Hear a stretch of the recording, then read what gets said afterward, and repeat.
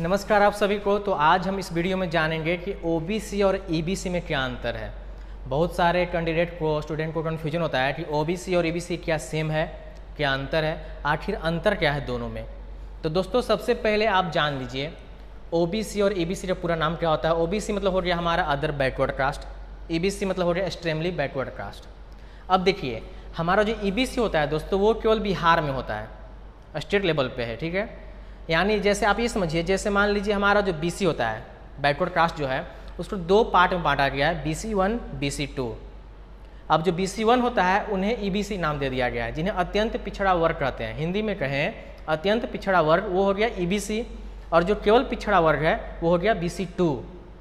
यानी BC1 को EBC कहा जाता है और BC2 तो हमारा BC है ही, ओबीसी कहें या BC कहें। तो बिहार में हमारा दो तरह सर्टिफिकेट बनता है। जो ओबीसी वाले होते हैं उनका दो तरह का सर्टिफिकेट बनता है। जो BC1 है उनका बनता है ईबीसी, और जो BC2 है उनका केवल BC या ओबीसी कहें ओबीसी बनता है।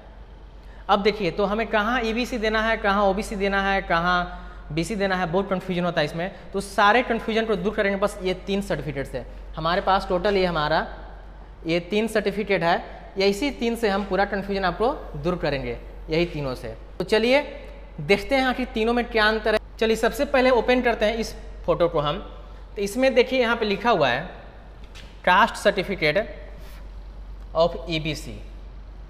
तो हमने कहा था बिहार में दो तरह के ओबीसी होते हैं, BC1 BC2। तो ये मतलब ये हुआ कि BC1 का ये जाति प्रमाण पत्र है। ये क्या है? जाति प्रमाण पत्र है। लिखा हुआ है अत्यंत पिछड़ा वर्ग का जाति प्रमाण पत्र। BC1 का ये जाति प्रमाण पत्र है, उसी को हम ईबीसी सर्टिफिकेट बोलते हैं, ठीक है। अब देखिए नेक्स्ट देखते हैं, ये क्या है?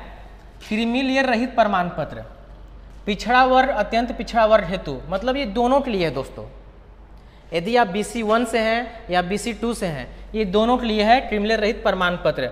जैसा कि मान लीजिए आप कोई बिहार का फॉर्म भरते हैं, बिहार में कोई वैकेंसी आती है और आप बिहार में फॉर्म भरते हैं और आप ओबीसी के अंतर्गत आते हैं, या BC1 के हो या BC2 को, उससे फर्क नहीं पड़ता है। तो आपको यही प्रमाण पत्र देना है जिसमें लिखा रहता है पिछड़ा वर्ग अत्यंत पिछड़ा वर्ग हेतु क्रीमी लेयर रहित प्रमाण पत्र। ये जरूर लिखा हुआ होना चाहिए, क्रीमी लेयर रहित प्रमाण पत्र।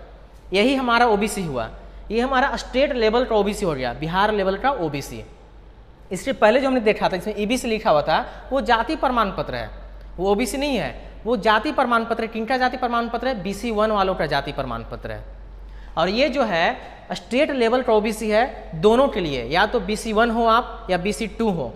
अब ये मत पूछिएगा कि हम BC1 में आते हैं BC2 में आते हैं, ये आपको खुद पता होना चाहिए आप किस जाति के, और वो जाति आपका किस में आता है। नहीं पता है तो आप किसी से घर में पूछ सकते हैं, नहीं तो आप गूगल कर सकते हैं, उस पर आपको बता दिया जाएगा कौन से जाति BC1 में आते हैं बिहार में, कौन से जाति BC2 में आते हैं। इतना तो आपको मालूम होना चाहिए।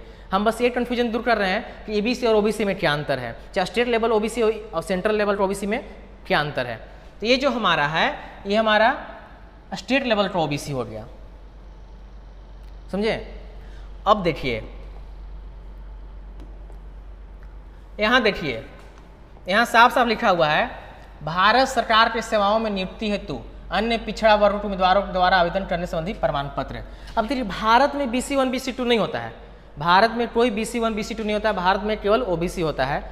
चाहे आप BC1 से रहें चाहे BC2 से रहें, आप ओबीसी माने जाएंगे। तो उनका बस एक ही प्रमाण पत्र कॉमन सबका बनता है। जैसे स्टेट लेवल पे भी ओबीसी कॉमन बन रहा था, पिछड़ा वर्ग अत्यंत पिछड़ा वर्ग ऑब्लिक में लिखा हुआ था, ऑब्लिक देखिए यहाँ पिछड़ा वर्ग था, यानी आपका ईबीसी हो गया और इधर हमारा BC2 हो गया। दोनों के लिए स्टेट लेवल पे जो ओबीसी बनता है सेम बनता है, और हमारा जो सेंट्रल लेवल का ओबीसी है वो भी हमारा सेम बनता है। तो अगर आप सेंट्रल लेवल का कोई फॉर्म भर रहे हैं, कोई वैकेंसी आई है, तो उसमें आपको ये वाला मान्य होगा जिसमें लिखा हो रहता है भारत सरकार की सेवाओं में नियुक्ति हेतु, समझे।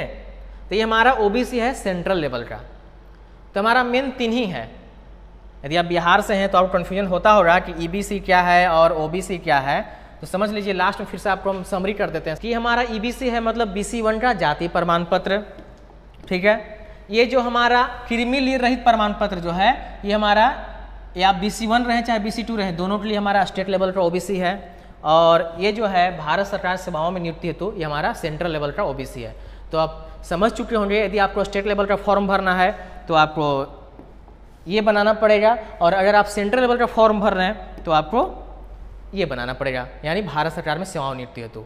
और ये भी दोस्तों 3 लेवल पे बनता है, आरओ लेवल यानी ब्लॉक लेवल पे, फिर एसडीओ लेवल, फिर हमारा डीएम लेवल।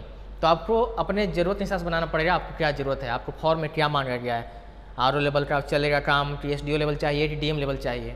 और बहुत सारे लोग कन्फ्यूजन होता है कि एसएससी के फॉर्मेट में कैसे ओबीसी बनाए, तो उसका वीडियो हमने डाल चुका है, उसका लिंक आपको मिल जाएगा वीडियो के डिस्क्रिप्शन में या आई बटन पे मिल सकता है, आप वहाँ जाकर देख सकते हैं, वो वीडियो डल चुका है। तो यदि आप एसएससी का एस्पिरेंट हैं, एसएससी तैयारी कर रहे हैं, तो आप वीडियो जरूर देखें कैसे एसएससी के लिए ओबीसी बनाते हैं, आपका सारा डाउट क्लियर हो जाएगा। तो अगर अभी भी आपको कोई प्रॉब्लम है या कन्फ्यूजन है ओबीसी या ईबीसी से लेके, चाहे state level OBC, central level OBC से लेकर कोई दिक्कत है, कन्फ्यूजन है, तो आप कमेंट करें, उसका जवाब आपको जरूर दिया जाएगा। तो इस वीडियो में इतना ही, फिर मिलते हैं नए वीडियो में। तो अगर आप हमारे चैनल पर नए हैं तो चैनल सब्सक्राइब जरूर कर लें, क्योंकि इस तरह इंपॉर्टेंट वीडियो आपको हमेशा मिलता रहेगा। थैंक यू, जय हिंद।